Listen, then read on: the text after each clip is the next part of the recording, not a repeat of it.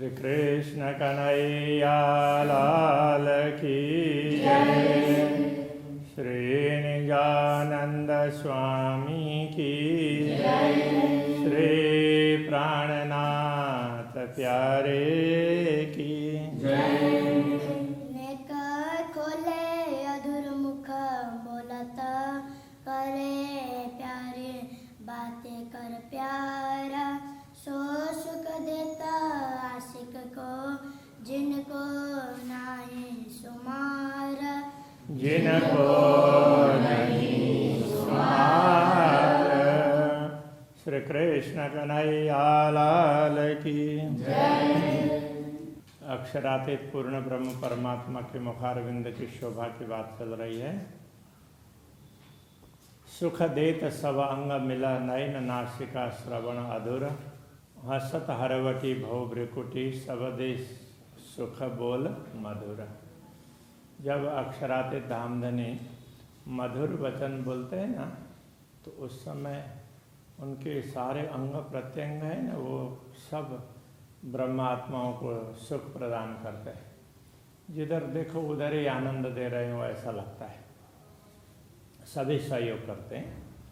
सुख देत सब अंग मिल, सारे अंग मिल करके सुख देते हैं। उनमें नयन नासिका श्रवण अधुर, नयन हो, नासिका हो, श्रवण हो, अधर हो, हसत हरवटी, हरवटी ये चिबुक और भौं भ्रिकुटी सब दे सुख बोल मधुरा। वो मधुर बोल करके सबको सुख प्रदान करते। कहने का तात्पर्य जब बोलते हैं तो उस समय इतने सारे अंग ऊपर असर पड़ता है, तो वो सारे का एक साथ उसको क्या बोलते हैं, एक स्वर में सारे मिल जाते हैं। अद्भुत सलुकीन समय आशिक पावत आराम। इस समय जैसे अक्षरातीत धामधनी मधुर वचन बोलते हैं, तो उस समय इतनी सुंदरता उनके मुखारविंद में दिखाई देती है कि उसको देख करके आशिक पावत आराम, अनुरागिणी आत्मा को बड़ा आनंद मिलता है, बड़ी शांति मिलती है। आठों जाम हृदय रूह के जानो नकस चुभ्या चित्रामा। उसको ऐसा लगता है कि आठों याम, आठों प्रहर उनके हृदय में वही छवि अंकित हो गई हो। जैसे किसी चीज़ में नक्काशी करते हैं तो वो जो भी बनाया हुआ हो तो वो कभी मिटता नहीं है। तो ऐसे उनके हृदय में वो सब ऐसे अंकित ही हो जाता है, तो कभी वो निकले ही नहीं। इतनी सुंदरता है। फेर फेर ये सुख मुख निरखिए, फेर फेर जाऊँ बलिहार। तो ब्रह्मात्मा को लगता है कि बार बार अक्षरातीत धामधनी के ऐसे मुखारविंद के दर्शन करें और बार बार उसके प्रति समर्पित हो जाएं। एक खूबी खुशहाली क्यों कहूँ, इन सुख नाई सुमार। उस समय की खूबी, विशेषता और खुशहाली आनंद की बात वो क्या कहें, तो इस समय का कोई पारावारी नहीं है इस सुख का। अध विचारो गते मेवा काढ़ देत मुख थे। कभी कभी आरोगते हुए मुंह में से मेवा निकाल करके देते हैं। तो अब इंद्रावती को लगता है तो मुझे दे रहे हैं, सरस मेवा कहे देता है, और ये कह करके देते हैं, देखो ये बड़ा स्वादिष्ट है, ऐसा करके देते हैं।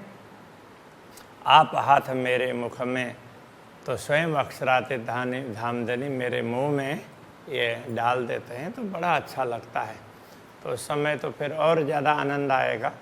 तो वो भाव है। रंग रसयों कहता हूँ, ये जो मेहर करत मेहरबान, रंग रस की बात करते हैं। अक्षरातीत धामधनी जो कृपा करते हैं ना, तो उसके आधार पर कह रहे हैं, वो बड़े कृपालु हैं।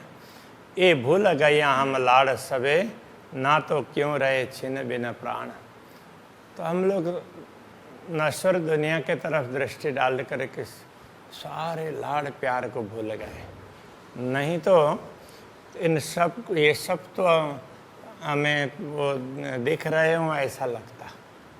तो इनको छोड़ करके अभी ये प्राण कैसे टिके हुए हैं।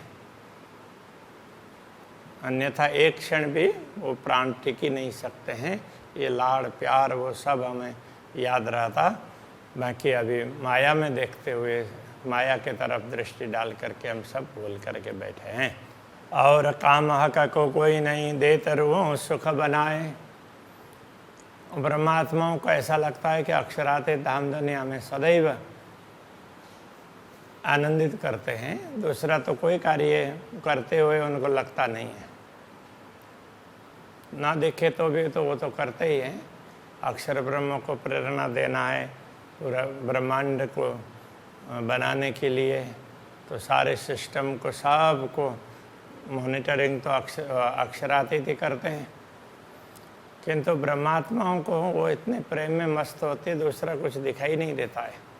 वाहे दत्त बिना हक दिल में और न कछु आए। ब्रह्मात्माओं को ये लगता है कि ऐसे अद्वैत भाव के बिना अक्षरातीत के हृदय में दूसरा कोई भाव आता ही नहीं है। वो तो ब्रह्मात्माओं को अपना ही समझते हैं और जैसे वो कुछ खा रहे हैं तो वही बात वो ब्रह्मात्मा को भी दे देते हैं, तो उनको भी वही सुख वही आनंद दिलाना चाहते हैं।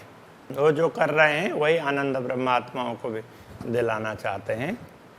सुख देना लेना रूहों और रूहों व्यवहार है ब्रह्मात्माओं को आनंदित करना और ब्रह्मात्माओं से प्रेम प्राप्त करना, उनको प्रेम देना, उनसे प्रेम लेना और उनसे वो प्रेम का ही व्यवहार करना। ये अर्श बातें इन झीमिए कोई बिना रूह ना ले वनहार। ये परमधाम की बातें हैं, तो इस दुनिया में ब्रह्मात्माओं के अतिरिक्त दूसरा कोई इस बात को समझ भी नहीं पाएगा, ग्रहण भी नहीं कर पाएगा। कोई कामन और रूहों को एक जाने हक इसका। ब्रह्मात्माओं का भी दूसरा कोई काम नहीं है, वो अक्षरातीत पूर्ण ब्रह्म परमात्मा के प्रेम को ही समझती है, उसको ही जानती है। आठों जाम 64 घड़ी बिना प्रेम नहीं रंचक। आठों प्रहर 64 घड़ी प्रेम के बिना वो एक क्षण भी नहीं रहती है। जरा भी प्रेम ना हो वो कभी कोई घड़ी होती ही नहीं है, वो हमेशा प्रेम में ही मस्त रहती है। हक जात वाहे दत्त जो छोड़े ना एक कदम। हक जात पूर्ण ब्रह्म की अंग रूपा अद्वैत ब्रह्मात्माएं, अद्वैत स्वरूपा छोड़े ना एक कदम। एक श्वास भी अक्षरातीत को याद किए बिना, उनको हृदय में अंकित किए बिना, उनका प्रेम अनुभव किए बिना नहीं निकाल पाती। प्यार करे माहो माहे वास्ते प्यार खसम। ब्रह्मात्माएं परस्पर प्रेम करती है, वो भी अक्षरातीत धामधनी के प्रेम के कारण ही हैं। उनका दिया हुआ प्रेम है, इसलिए वो परस्पर प्रेम करती है। तो इसका अर्थ ये हुआ पूर्ण ब्रह्म का प्रेम ही सदैव अनुभव करती रहती है। हक अंग चलत मुख बोलते। हक अंग चलत मुख बोलते तब जाने जात गुज प्यार। जब अक्षराते धामधनी कुछ ब्रह्मात्माओं को बोलते हुए होते हैं तो उस समय ब्रह्मात्माओं को लगता है कि वो हमें बहुत ज़्यादा प्यार दे रहे हैं। तो ये बड़ी गुप्त बात है, बड़ा रहस्य की बात है। तो बोलते हुए भी एक कार्य कर रहे होते हैं, किंतु उनके सारे अंग उसमें सहयोग कर रहे हैं ना, इसलिए वो सब प्रेम ही दे रहे हैं। ए अरवा अरश की जान ही जाको निष्दिन ए विचार। इस रहस्य को तो परमधाम की आत्मा ही जान सकती है, क्योंकि रात दिन उनका इसी पर विचार होता है। तो रात दिन वो इसी पर चिंतन करती रहती है। अक्षराते धामधनी का प्रेम वो कितना दे रहे हैं, हम कैसा अनुभव कर रहे हैं, हमेशा वही चिंतन करती रहती है। हक नरम पाँव उठाए के और धरत जीमी पर। अक्षराते धामधनी अपने कोमल चरण कमल को उठा करके भूमि में रखते हैं, तो जब चलने लगते हैं तो उसकी बात कर रहे हैं। ये अरश बीच मोमिन जाने जिनको खुशबू आई फजर। तो उस समय अक्षराते धामधनी के चलते हुए की चाल इतनी अच्छी होती है, वो तो ब्रह्मात्मा ही समझ सकती है, परमधाम की आत्मा ही समझ सकती है, क्योंकि उनको ही उसकी सुगंध मिल रही। परमधाम की सुगंध और वो फज्र की परमधाम का फज्र हो गया, कहने का मतलब परमधाम दिखने लगा तो वो ब्रह्मात्माओं को ही पता चलता है, तो वही उस सुगंधि को प्राप्त कर सकती है। जिनको ये सुगंधि मिली हुई होती है वही उस आनंद को अनुभव करती है। हक धरत पाँव उठावत तब जानी जात चतुराय। जब अक्षरातीत धामधनी अपने चरण उठा करके वो चलते हैं तो उस समय तो उनकी कुशलता पता चलती है कि वो कैसे बड़े चतुरता से चलते हैं, तो उनकी चाल ही बड़ी अच्छी लगती है। सो समझा का इशारतें जो हो अरस अरवाए। अक्षरातीत धामधनी की चाल को, तो उनके संकेत को उससे भी कितना प्रेम मिलता है वो ब्रह्मात्मा ही समझ सकती हैं कि जिनका घर परमधाम हो, जो परमधाम की आत्माएं वही तो समझ सकती है। कैसी लगे पाँव चलते वह कैसी ओसी भौम। जब अक्षरातीत धामधनी चलते हैं तो उस समय उनकी चाल कैसी दिखाई देगी। वो भूमि में पैर रखते हैं, परमधाम की भूमि में, उस समय कितनी सुंदरता दिखाई देगी भूमि की, वो कैसा लगेगा। चलते देखे हक चातुरी हाय हाय घाय न लगे रोम रोम। तो अक्षरातीत धामधनी के ऐसे चरण उसमें बड़े प्रेम से, जैसे ठुमक ठुमक करके चलते हैं ऐसा बोलते हैं ना, तो उस तरह बड़े प्रेम से चलते हैं। तो उस चाल को देखते हुए तो ब्रह्मात्माओं को चोट क्यों नहीं लग रही है। तो इस शरीर में उनका हृदय ही टूट जाना चाहिए और इस शरीर को छोड़ करके उनके मतलब उनके रोम रोम में ये बात चुभ जानी चाहिए और वो परमधाम में जागृत हो जाने चाहिए। अभी तक स्वप्न क्यों देख रहे हैं, ये कहने का तात्पर्य है। इजार देखत पाँव में लेत झाई जामे पर। जब चलते हैं तो उस समय तो उनके चरण उनका दिखाई देगा, उनका आभूषण, फिर इजार तो उनका पायजामा वो दिखाई देगा। तो उस समय वो उनके इजार की झाई मतलब उनकी आभा वो बाहर जामे में भी पड़ती है। जामा इतना पतला है तो अंदर के इजार का भी रंग दिखाई देता है। हाय हाय खूबी इन चाल की। उस समय वो चलते हुए इतने अच्छे लगते हैं। इस खूबी के विषय में ये जुआ कहे क्यों करे, ये जुआ क्या बता सकती है। स्वरभूषण मधुर सोहे ए तरह चलत जो हक। जब अक्षरातीत धामधनी चलते हैं उनके पैर रखने के तरीके ही बड़े सुंदर हैं, तो उस समय उनके आभूषण के स्वर भी न बड़े अच्छे लगते हैं। ये जो देखे रूह नजर भर तो चाल मार डारत मुतलक।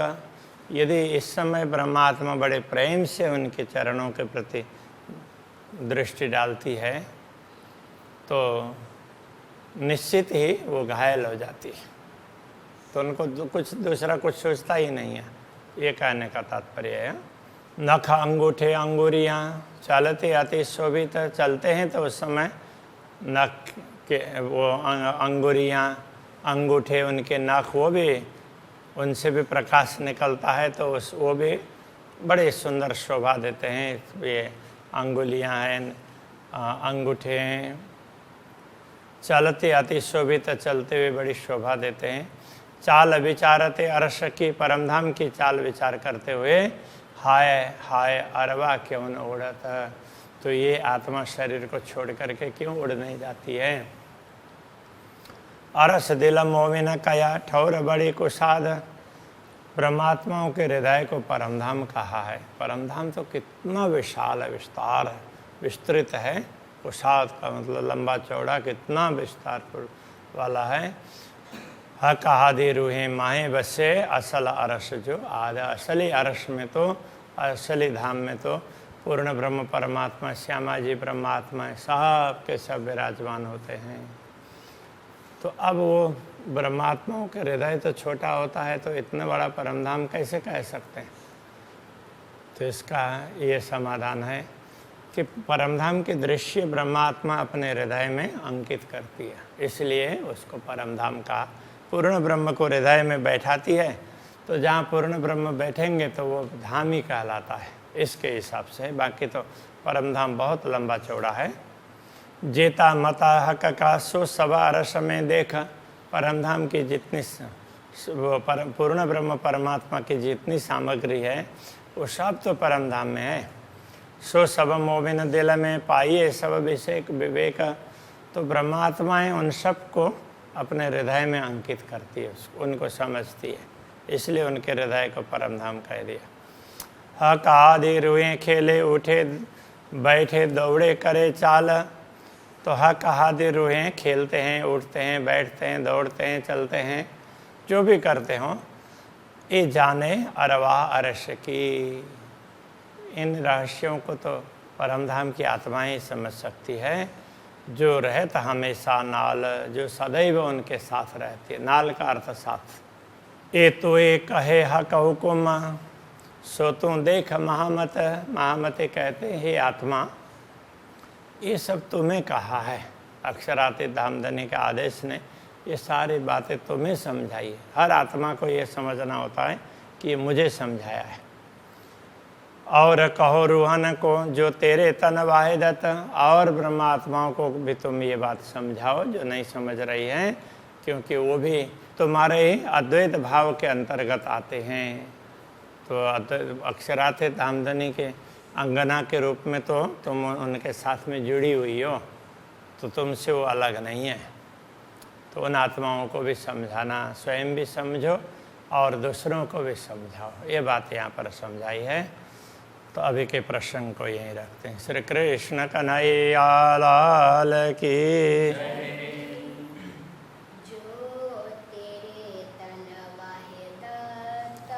जो तेरे तना वाहिदत,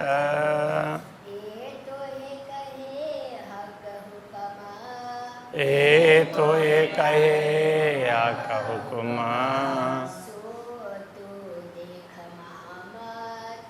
सो तू देख महामत।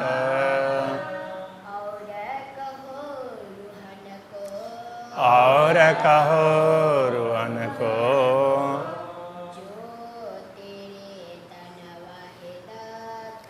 जो तेरे तन वाहिदत,